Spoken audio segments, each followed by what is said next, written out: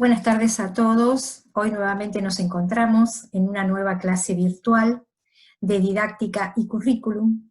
Y la intención, el propósito educativo de la clase de hoy es precisamente poder hacer una recapitulación sobre métodos didácticos y sobre criterios para la motivación, para que no dé lugar a confusiones.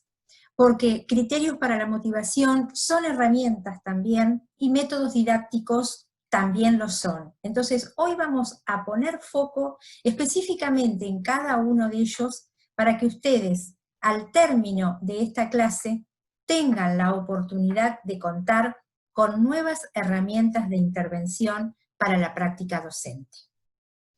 Entonces, hoy vamos a tratar de integrar saberes, esto de qué hablamos cuando hablamos de criterios para la motivación y qué son los métodos didácticos, ¿sí? Me interesa hacer esta diferencia luego de haber leído y analizado la intervención de ustedes en el foro con respecto al último foro que tenía que ver con métodos didácticos. Bien, nosotros en la clase, ¿no?, del último video, nos preguntábamos cómo potenciar el aprendizaje en nuestros alumnos, cómo potenciar ese aprendizaje a través de nuestras prácticas de enseñanza. Y decíamos que había dos caminos: estrategias didácticas y criterios para la motivación. Ustedes verán que criterios para la motivación ya lo hemos abordado. ¿Bien? Entonces, ¿cuál es la diferencia entre criterios para la motivación y estrategias o métodos didácticos? Hoy puse estrategia / métodos didácticos y en el día de hoy las vamos a considerar como que son lo mismo. Más adelante, en clases sucesivas, ustedes tendrán la oportunidad de reconocer de qué se trata cuando se habla de estrategias didácticas y qué son métodos didácticos. Pero hoy por hoy, en esta clase, indistintamente podemos hablar de estrategias o métodos didácticos. Entonces, ¿cuál es la diferencia entre las estrategias, métodos didácticos y los criterios para la motivación? Esta es la pregunta que nos hacemos en este momento. Bien, ¿qué son los criterios para la motivación? ¿Qué designan? Designan principios, designan pautas. ¿Para qué se usan? Para despertar el interés en los alumnos, ¿sí? Y acá quiero hacer la primera diferencia con método o estrategia didáctica. Son pautas precisas, ¿no?, que se usan, se aplican, más allá del método que vamos a seleccionar. ¿Se acuerdan que la autora María Cristina Gavini hablaba de 10 métodos, ¿sí?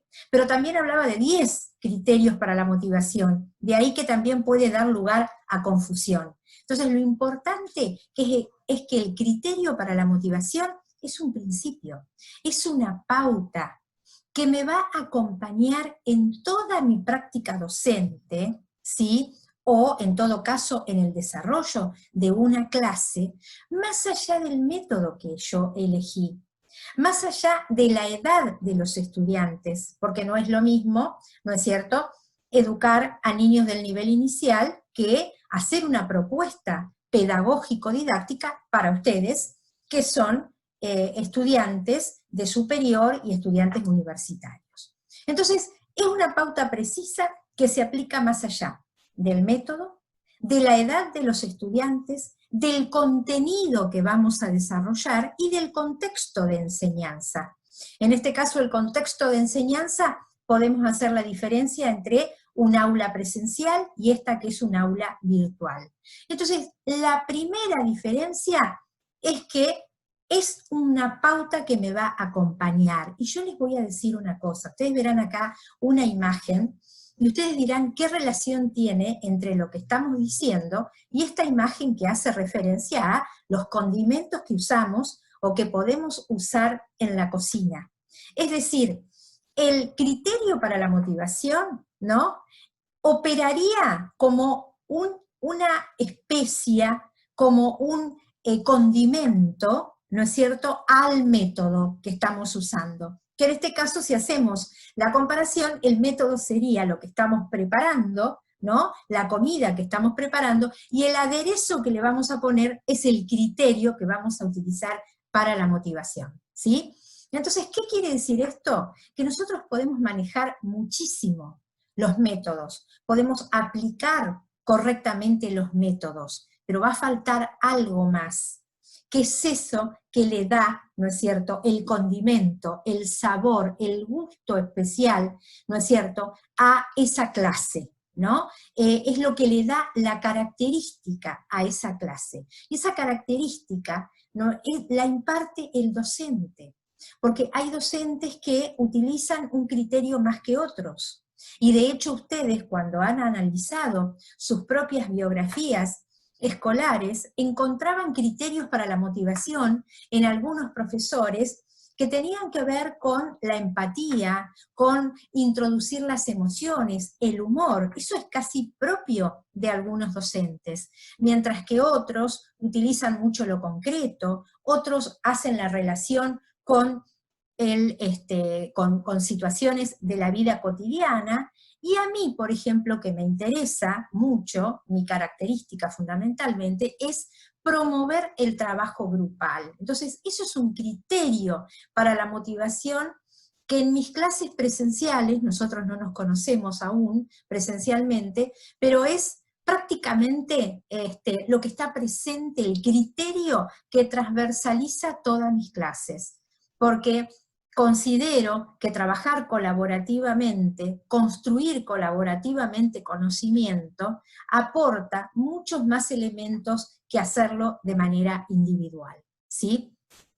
Entonces, en primer lugar, los criterios de la motivación son principios y pautas, y les puedo llegar a decir que que cada docente ya prácticamente tiene los propios. Entonces, es importante que ustedes empiecen a reconocer cuáles son, los puedan haber analizado en la biografía escolar, como lo hicieron en trabajos prácticos anteriores, para que ustedes vayan identificándose y a su vez también vayan incorporando a su propia práctica los propios criterios para la motivación.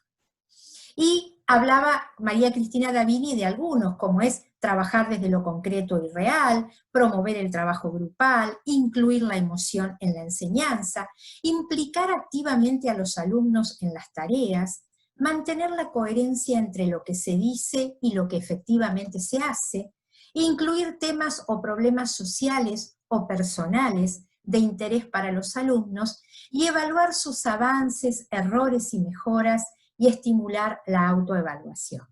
Son algunos de los criterios que hemos visto en clases anteriores y que me interesa volver a retomarlos aquí para hacer exactamente la diferenciación con los métodos didácticos. Y por supuesto que yo tomé, ¿no?, algunos elementos, algunos aportes de ustedes cuando hicieron el análisis, ¿no?, de los criterios de la motivación en la biografía escolar de cada uno. ¿Se acuerdan que fue un trabajo grupal?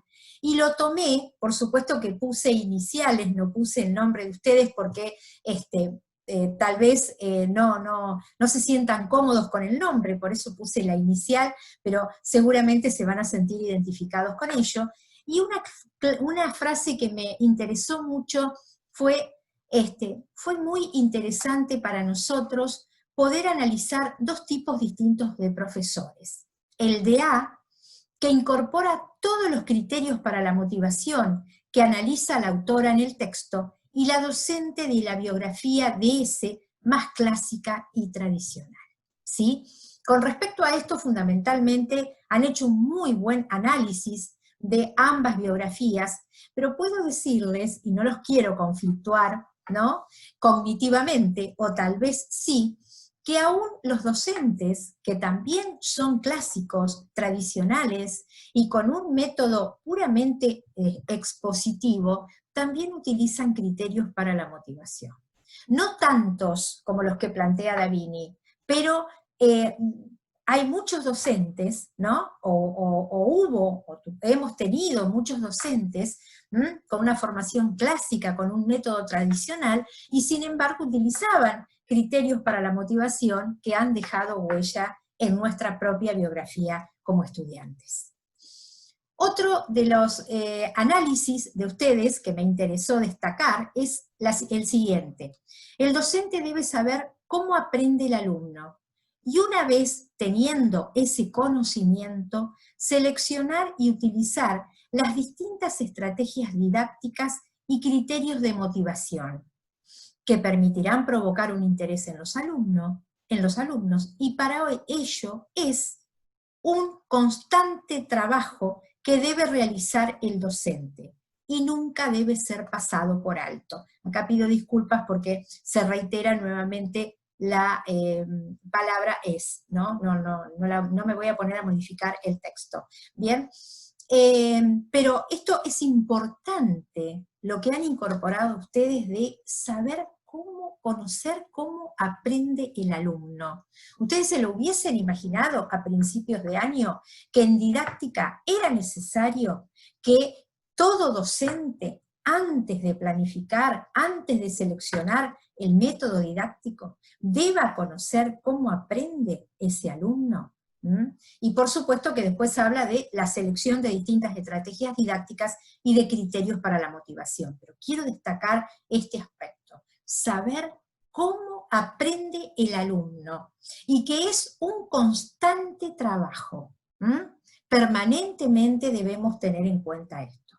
Bien, por supuesto que con esto de la virtualidad, a mí particularmente se me complica bastante conocer los estilos de aprendizaje de cada uno de ustedes sin haberlos visto, cómo trabajan, cómo preguntan, ¿no? Cómo participan en las clases, ¿sí? Son cuestiones que los pedagogos, los docentes, deberemos cuestionarnos y deberemos plantearnos a futuro cuando hablemos de educación virtual. Y después también otro de los aspectos que me interesó es el siguiente relato. También recuerdo en las clases de física y química la relación personal que tenía el profesor con cada alumno. Recordaba todos los nombres y evaluaba de forma personalizada, lo que hacía que al ser una materia tan difícil, lograba una gran empatía desde quizás un lado más familiar y contenedor. Esa forma de relacionarse con nosotros decantaba en una gran motivación a nivel grupal. Fíjense que es uno de los criterios de motivación, que es incluir la emoción en la enseñanza, ¿no es cierto? A través de la empatía, ¿no? Y a través de la comunicación, a través de la mirada, a través de los gestos, esto que es tan difícil a través de la virtualidad. Bien, entonces, una vez que hemos abordado y hemos dejado bien claro que esos criterios de motivación, sea cual fuere el método didáctico, es la pauta que va a transversalizar, que va a acompañar, que va a distinguir las prácticas docentes de cada uno de nosotros, de cada uno de los docentes, ahora es momento para focalizar en los métodos didácticos. Y ustedes habían tenido en el último foro del 4 de septiembre una presentación y un anexo de los principales métodos didácticos que propone la autora, y a partir de ese momento ustedes han hecho un muy buen trabajo, los que han participado en el foro, analizando cuál es el método más adecuado en función de la especialidad o del título u ocupación que en este momento tengan. En realidad es un trabajo complejo, si hablamos cognitivamente, porque ustedes tuvieron que leer cada uno de los métodos, poder comprender de qué trataba cada uno, y ahí después hacer, ¿no?, la comparación y el análisis, y trasladar esa información a su propia práctica. Así que esa actividad, hablando de complejidad cognitiva, es altamente cognitiva, así que realmente mi estímulo, mis felicitaciones a quienes hayan participado en el foro haciendo esta tarea. Bien, volvamos entonces al tema de, porque íbamos a focalizar en el tema de qué entendemos por método, ¿no es cierto? ¿Qué son los métodos didácticos? Primero, veamos qué es método. Etimológicamente, método deriva de dos raíces griegas. Metá, que significa hacia, es como hacia, buscando, y odos, su significado es camino. Entonces, el método es el camino a seguir hacia algo. Implica el esfuerzo para alcanzar un fin o un objetivo determinado, ¿sí? Es decir, cuando realmente nos proponemos, ¿no?, alcanzar una meta, seguimos pasos. Vieron que a veces se dice, esta persona es metódica en su vida cotidiana. Es porque sigue un procedimiento, sigue pasos en pos de alcanzar un resultado o una meta. Es decir, ese es el sentido genérico que se le da a método, que por supuesto tomamos ese sentido genérico y hacemos, por supuesto, la transposición al campo de la didáctica. Y entonces aquí tenemos que los métodos didácticos, que son las herramientas con las que cuenta el docente para organizar y desarrollar sus clases. Acá aparece una palabra que hasta el momento no aparecía, que tiene que ver con la organización. En clases sucesivas vamos a hablar de lo que implica organizar una clase, planificar una clase, anticiparse a una clase y no dar una clase, ¿no es cierto?, improvisando. Entonces, el método didáctico, conociendo el método didáctico en función de mi especialidad, de los contenidos que desarrollo, es lo que me va a permitir, uno de los elementos que me va a permitir organizar mis clases. Ahora sí, la selección del método didáctico se efectúa conforme a los siguientes aspectos: a los propósitos e intenciones educativas, a los objetivos que vayamos a tener, lo que queremos lograr en los alumnos, los contenidos de enseñanza, los contextos escolares, es decir, si estamos hablando de alumnos que están haciendo un posgrado, alumnos que están haciendo un tramo de formación, alumnos que lo hacen en forma presencial u otros que lo hacen en forma virtual, ¿bien? Y los alumnos, y ahí tenemos en cuenta la edad, esto que decía hoy, no es lo mismo, ¿no es cierto?, dar una clase para alumnos de nivel inicial o primario, que para el caso de ustedes, superior, con títulos de base, de grado, los estilos de aprendizaje, los conocimientos previos, los intereses, las necesidades. Todo método didáctico, a diferencia de los criterios para la motivación, ¿no?, se selecciona teniendo en cuenta cada uno de estos aspectos. Pero fíjense que los alumnos son un componente muy importante para la selección, sobre todo en tema de edad, de nivel de preparación, de estilos de aprendizaje, ¿sí? En el caso nuestro, de acuerdo a la heterogeneidad de saberes que portan cada uno de ustedes, por tener títulos, especialidades de grado diferentes, ¿no? Los contenidos de enseñanza a la hora de seleccionar un método son prácticamente decisivos. Y aquí está la tarea esta que ustedes han hecho en el foro, ¿no?, que comentábamos, que hacía referencia a esta excelente tarea que ustedes han hecho de relacionar, de acuerdo a los contenidos que vayan a desarrollar, cuáles serían el o los métodos más apropiados.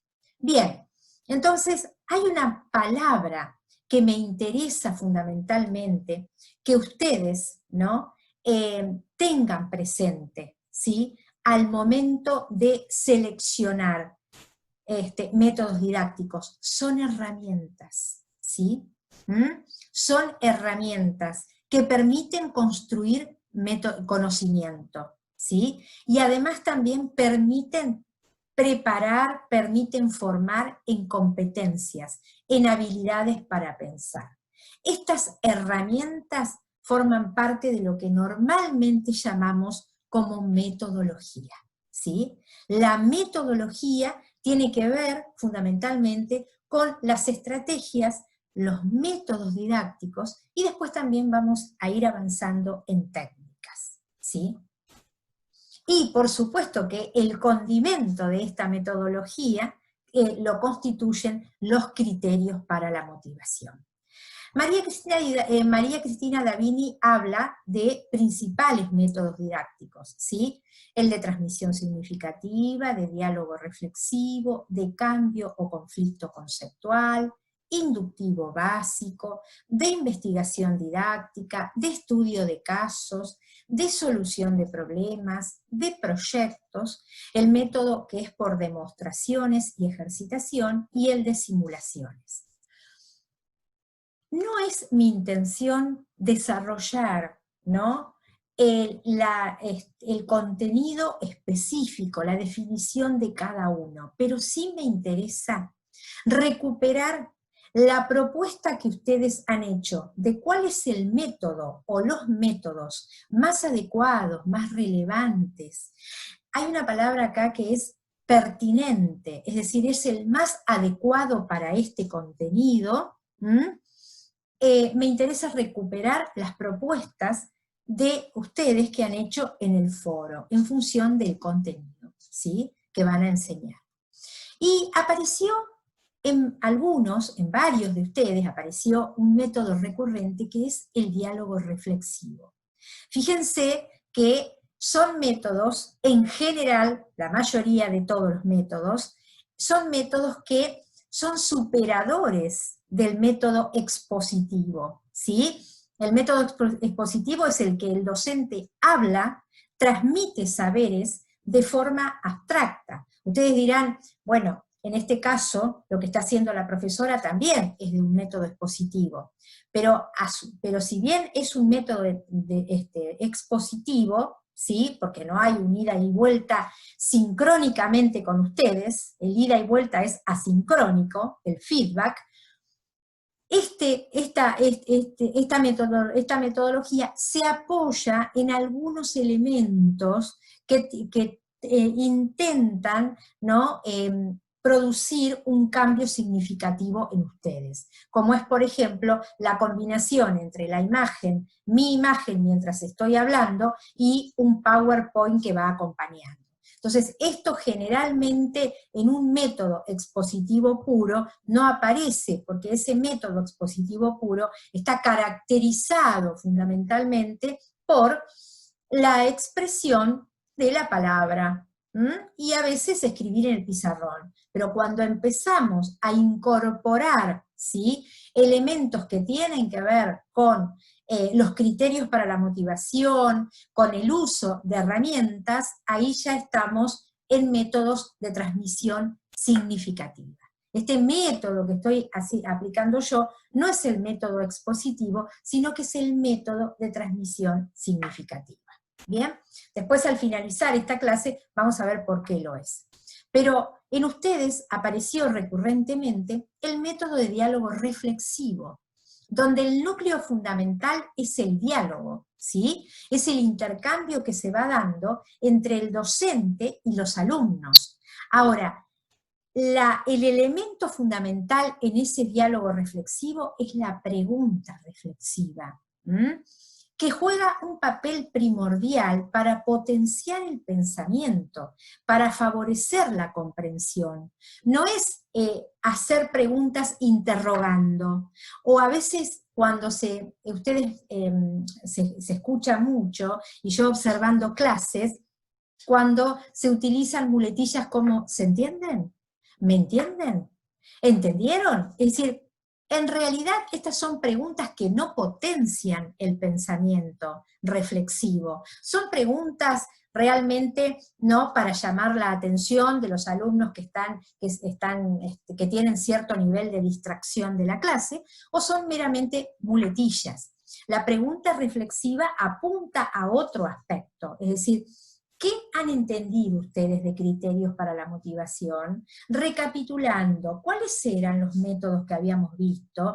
¿A qué se refiere cuando hablamos de criterios para la motivación?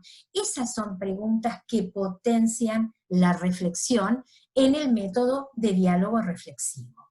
Bien, entonces aquí extraje, ¿sí?, algunos de los aportes de ustedes en el foro.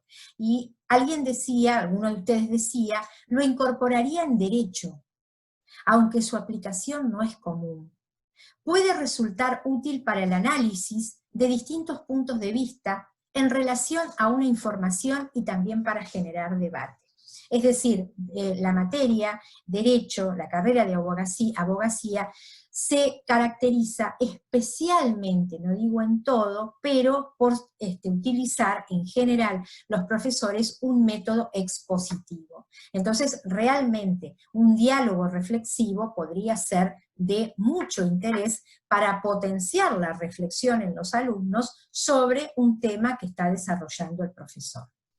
Otra alumna habla de, lo utilizaría en el área de sociología, porque sociología es una disciplina que potencia las posibilidades de pensar, de repensar, de investigar y de debatir.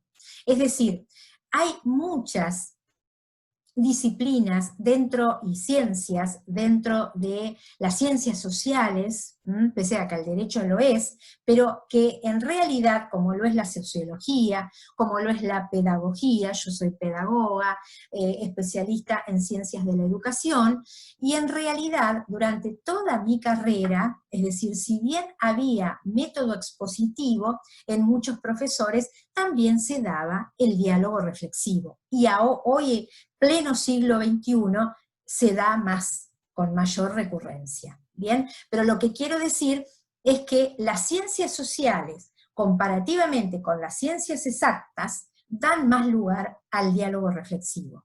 En ciencias exactas es muy difícil que vamos a poder dialogar, ¿no es cierto?, sobre una ecuación, pero sí podemos intercambiar opiniones sobre un determinado fenómeno que se da en la naturaleza, ¿no es cierto?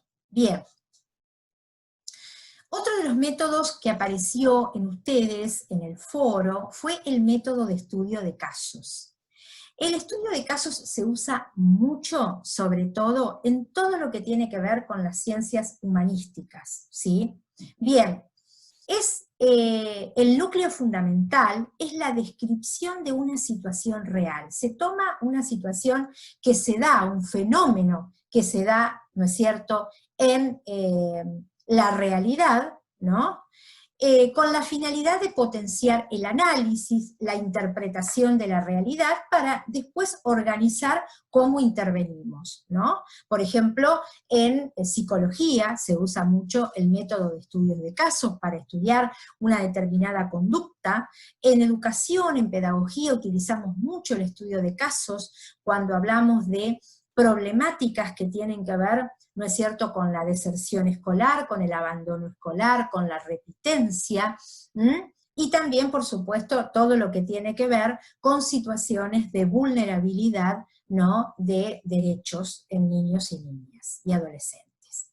Bien, apunta a vincular el conocimiento abstracto, ¿no es cierto?, con la realidad, y desarrollar capacidades de análisis. Ese método de estudio de casos es analizamos esta realidad y luego lo vamos confrontando, lo vamos iluminando a esta realidad a partir de categorías de análisis que nos provee la teoría. Y a partir de ese análisis es que tomamos una decisión, sistematizamos para intervenir en la realidad. Bien, por supuesto que ustedes verán esta imagen, ¿no?, que están las personas alrededor de una mesa. El estudio de casos generalmente se hace en equipo. No podemos imaginarnos, ¿no es cierto?, hacer un estudio de casos con alumnos que están dispuestos en pupitres, que están uno detrás del otro, como es fundamentalmente la clase tradicional, ¿sí? Porque aquí, en el estudio de casos, lo que también tiene mucho valor es la expresión de los aportes de cada uno, porque de los aportes de cada uno, conjuntamente con la coordinación del profesor, es que se puede llegar al análisis y después a la sistematización de esa situación. A la descripción, análisis y situación de esa realidad. Entonces, realmente a veces nos interesa mucho hacer utilizar análisis de casos, pero tenemos que tener en cuenta, fíjense también, la disponibilidad que tenemos en el aula, ¿sí?, para armar mesas de trabajo o pequeños grupos, ¿sí? Por ejemplo, en el caso del CAEP, ustedes no han tenido la oportunidad de conocer aún las aulas, o algunos sí porque también son profesores en la tecnicatura y demás, pero bueno, si bien no tenemos mesas redondas, tenemos pupitres individuales, o mesas individuales, ¿no es cierto?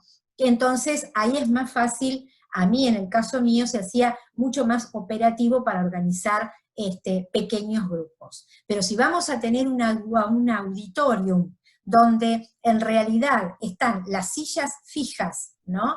Y en realidad los alumnos están colocados en hilera, uno detrás del otro, es muy difícil el intercambio. Es decir, el análisis de casos se puede hacer, pero ese intercambio tan rico que se dan en estos métodos de trabajo colaborativo es más difícil aún. Entonces, eso también, al momento de seleccionar la estrategia didáctica, el método didáctico también tenemos que tener en cuenta el ambiente de la clase y la disponibilidad del mobiliario para poder, ¿no es cierto?, llevar a cabo las actividades.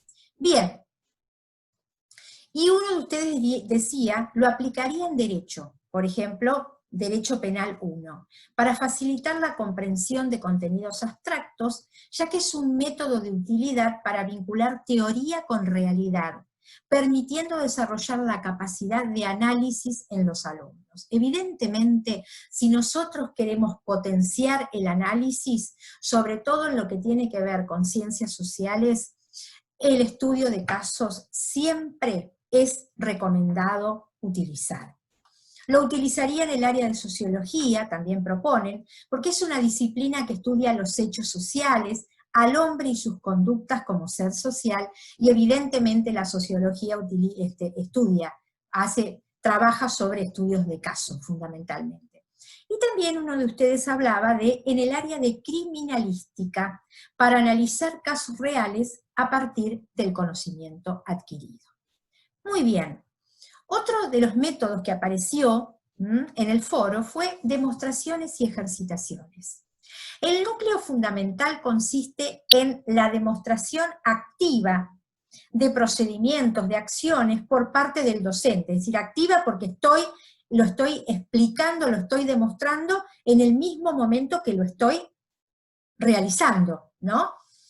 Y después la ejercitación activa por parte de los alumnos, al principio con un apoyo del profesor, para después ir logrando autonomía en esos procedimientos, en esas acciones. Muy bien, no se restringe a la mera ejecución de procedimientos, ¿no? Es decir, no es nada más que demostrar, sino que se va acompañando con la palabra del profesor, con el análisis y la explicación de los principios y las normas que sustentan cada procedimiento. Es decir, no es aprender a hacer un procedimiento, sino es aprender a hacer un procedimiento, por qué lo estoy haciendo y en qué marco teórico o en qué norma se sustenta. ¿Bien? Es un método que se implementa en el área de criminalística, dicen ustedes, ya que el trabajo de campo implica la ejercitación de una habilidad sustentada en la teoría. Y sí, la demostración y la ejercitación en el área, ¿no?, que plantean ustedes es uno de los métodos más utilizados. Lo aplico, dice otro de ustedes, como instructor del curso de pilotos de helicópteros, ya que se debe, en primera instancia, demostrar y explicar cada maniobra de una manera clara y exacta. Es decir, lo que tiene la característica de los contenidos que muchos de ustedes imparten, ya sea lo que tiene que ver con el aprendizaje de una habilidad o de una competencia, requiere de una demostración clara, con una exactitud al 99,9%, ¿no?, de lo que es la competencia, para que el alumno vaya interiorizándose y luego pueda ejercitarse. ¿Bien? Y hay otro método, además, que es muy propio, ¿no?, de muchas de las, también de las disciplinas que manejan ustedes, que tiene que ver con la enseñanza de una competencia, de una habilidad en el campo, in situ, directamente, que son las simulaciones. El núcleo central de las simulaciones es acercar a los alumnos a situaciones y elementos artificiales, pero lo más similares posible a la realidad, a fin de entrenarlos en habilidades prácticas y operativas, ¿sí? Todo lo que tiene que ver con el instructor de vuelo, el instructor de manejo, el instructor de tiro, trabaja fundamentalmente con demostraciones y ejercitación y simulaciones. Es decir, seguramente ustedes dirán, esto es lo que hago siempre. Bueno, desde aquí, esta profesora de didáctica pone en palabras, en términos didácticos, una práctica que para ustedes, para muchos de ustedes, es conocida, ¿sí? Esa es una también de las finalidades de la didáctica, ¿sí? Encuadrar en un marco teórico lo que ustedes ya vienen haciendo, reconocerlo y poder, ¿no es cierto?, aplicarlo y organizar y planificar sus clases. Bien. Para el caso del que es instructor de vuelo, dice, la simulación se aplica en la práctica en cabina, helicóptero en tierra, simuladores de vuelo, antes de pasar a la práctica en el curso de pilotos de helicóptero, ¿sí? Entonces, estos son básicamente, ¿no?, los métodos que tienen que ver con, entonces, el de diálogo reflexivo, haciendo recapitulación, ¿sí?, el de estudio de casos, ¿sí?, el de demostraciones y ejercitación, y el de simulación, que son los que han aparecido en el foro cuando ustedes han hecho el análisis del texto de Da Vinci con respecto a los métodos didácticos. Para ir finalizando esta clase, a mí me interesa destacar un método que es el método de transmisión significativa. Recuerdan que al comienzo de la clase yo hablaba, ¿no?, y ponía, ¿no es cierto?, en preguntas si verdaderamente este método que estoy utilizando en estos videos es un método expositivo. No, es un método de transmisión significativa, que también, ¿no?, lo menciona, y es uno de los primeros que menciona Da Vinci. Ese método de transmisión significativa tiene en cuenta fundamentalmente tres pilares. La significación lógica del contenido. Los contenidos tienen que estar relacionados, enlazados, ¿sí? Cuando yo he detectado que pudo haber una confusión entre métodos didácticos y criterios de la motivación, bueno, aquí está el motivo de esta clase, poder encontrar las diferencias, las similitudes, haciendo relaciones. Los contenidos nunca en un método de transmisión significativa están dados en forma compartimentada. Siempre hay una relación entre lo que hemos desarrollado y lo actual. Ustedes fíjense que a partir de las producciones que ustedes hacen en la última clase, generalmente trato de tomarlo como insumo para la clase siguiente. Eso es tratar de respetar la significación lógica del contenido. También hablamos de significación lógica del contenido cuando tratamos de articular palabra con imágenes. En este Power, por eso es que he llegado a incluir algunas imágenes, porque las imágenes también despiertan el interés y muchas veces potencian el inicio de un proceso de reflexión. ¿Bien? Hablamos en un método de transmisión significativa con una significación psicológica para los alumnos. El contenido debe presentarse teniendo en cuenta las representaciones, los saberes previos. Fíjense que trabajamos mucho con los saberes previos de ustedes, con las primeras ideas que les sugieren. Fíjense que al comienzo, ¿no?, de esta cursada empezamos a hablar de las primeras ideas que se les ocurrían con respecto a didáctica, con respecto a currículum. Más tarde, cuáles son las primeras ideas que surgen con respecto a la enseñanza. El tema de bucear en la biografía escolar también es tratar de trabajar, de enseñar, respetando la significación psicológica para los alumnos. Y también la significación social de lo que se aprende, la significación social de lo que yo pretendo que ustedes estén aprendiendo con didáctica y currículum, es que al terminar el año tengan una caja de herramientas y puedan decidir cuáles usar para enriquecer sus propias prácticas. Y para los que ya lo vienen desarrollando, y para los que se preparan para empezar a transitar el camino de la docencia, también, ¿no es cierto?, la intencionalidad de esta cátedra y también del tramo pedagógico que están cursando es darles herramientas. En algunas materias son más conceptuales, más teóricas, y en este caso, en didáctica, conceptuales y prácticas, porque de eso se trata, de empezar a construir el rol docente, de empezar a identificarse con el rol docente. Muy bien. Y para finalizar, quería hacer mención a esta frase que tiene que ver con uno de los criterios de la motivación, para la motivación, y ese criterio que debe transversalizar nuestras prácticas docentes, y que tiene que ver con enciende la emoción para crear aprendizajes.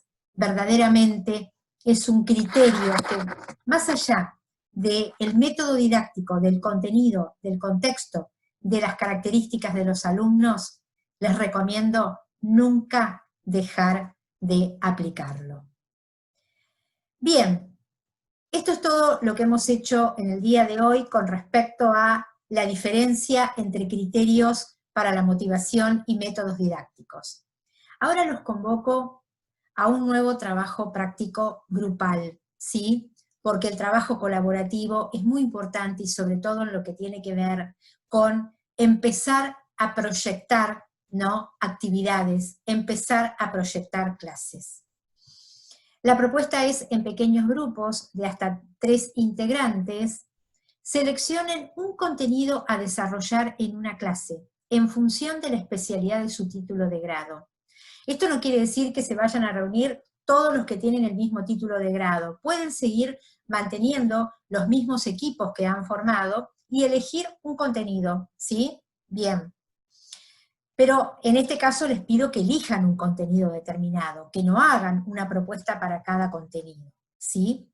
Seleccionen el método más adecuado, en función de estos métodos que propone Davini, para enseñar ese contenido en una clase, y a partir de ese método seleccionado y conociendo, ¿no?, volviendo a leer de qué trata ese método específico, elaboren un listado de actividades, es decir, mencionen todas las actividades que harían ustedes, ¿no es cierto?, proponiendo a los alumnos desde el momento, ¿sí?, de que empiezan la clase hasta que la terminan. Imagínense una clase de duración 2 horas reloj, o lo que es equivalente a 2 módulos, ¿sí? Entonces, ¿cómo ustedes a través de ese método, qué actividades propondrían? Y una forma de hacer una lista de las actividades que vamos a hacer es empezar a trabajar a planificar de manera colaborativa, ¿sí? Estamos entrando en la última parte del año que tiene que ver específicamente con la planificación, ¿sí?, didáctica y con la evaluación. Entonces, los convoco a realizar este trabajo. Por supuesto que no duden en hacer todas las consultas, ¿sí?, necesarias para ello, y en la medida de sus posibilidades les solicito que este trabajo ya esté culminado para dentro de 15 días, o por lo menos para dentro de 10 días, para que yo pueda seguir planificando y dentro de 15 días nos volvamos a encontrar.